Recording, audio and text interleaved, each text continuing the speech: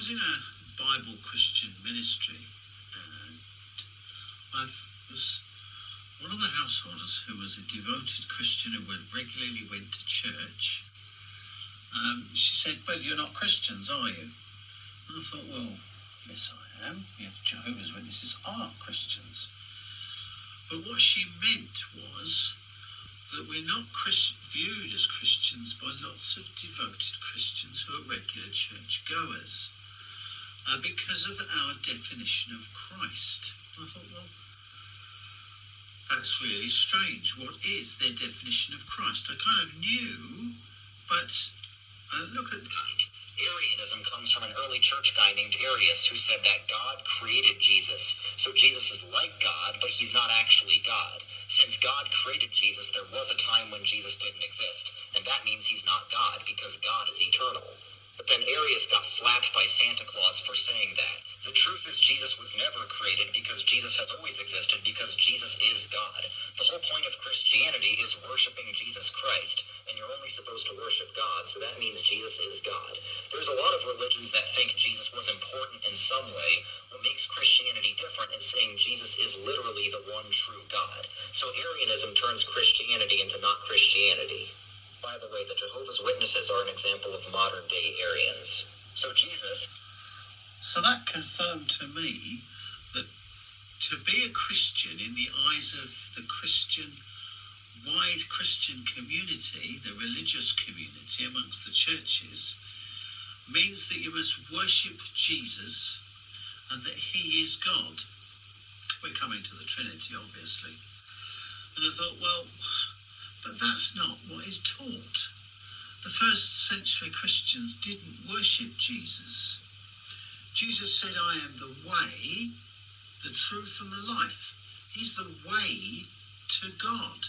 His father, Jesus, was a Jew. He worshipped the God of the Jews. He asked his followers to pray. He didn't ask them to pray to himself. He directed prayer to his Father.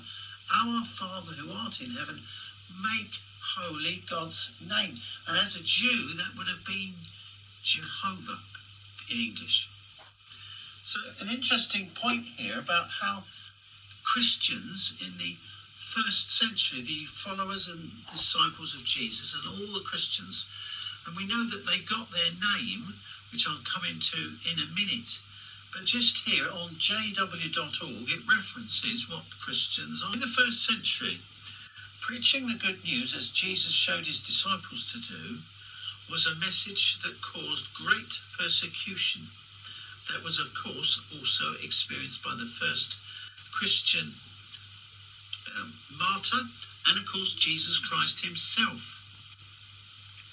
Many thousands abandoned their false religious organizations and wholeheartedly embraced Christianity.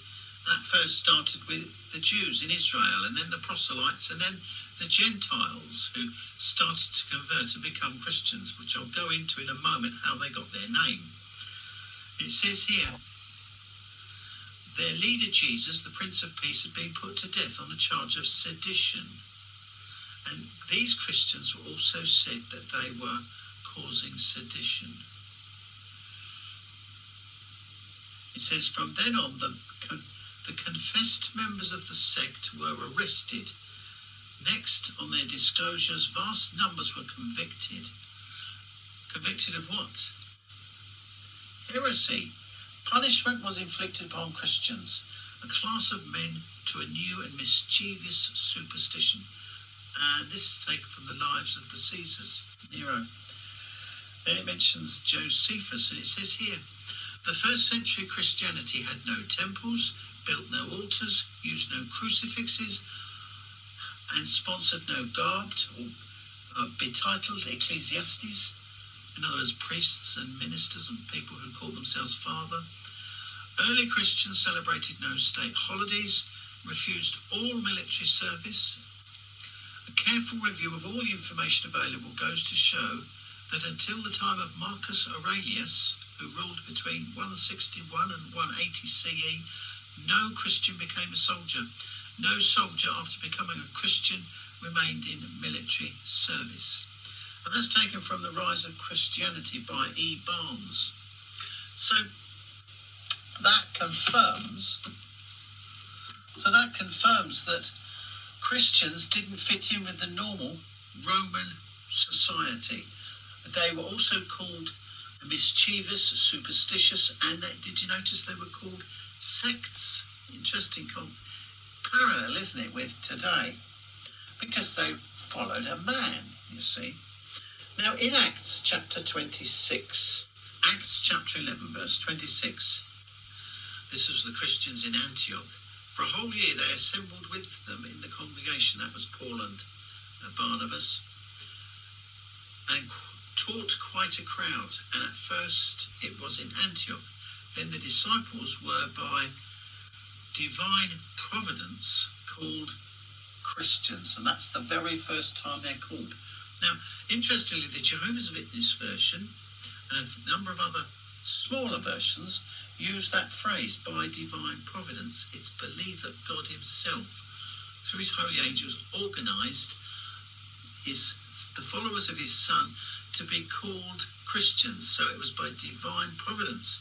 Most Bible versions say they were just called that. The name Christians now, as they're behaving now. Would he label the men and women who are fighting in Ukraine, and they're Christians, aren't they? Orthodox Christians. Would he approve of their Christian behaviour of killing each other? What did Jesus say to Peter? He said, those who live by the sword will die by the sword. Put it away. So that answered my question and clarified it, that the very people who are called Christians today, the devoted ones who go to church, they don't view Jehovah's Witnesses as Christians because they expect to worship Jesus. But if Jesus directed worship to go to his Father, and he was called the Son of God, then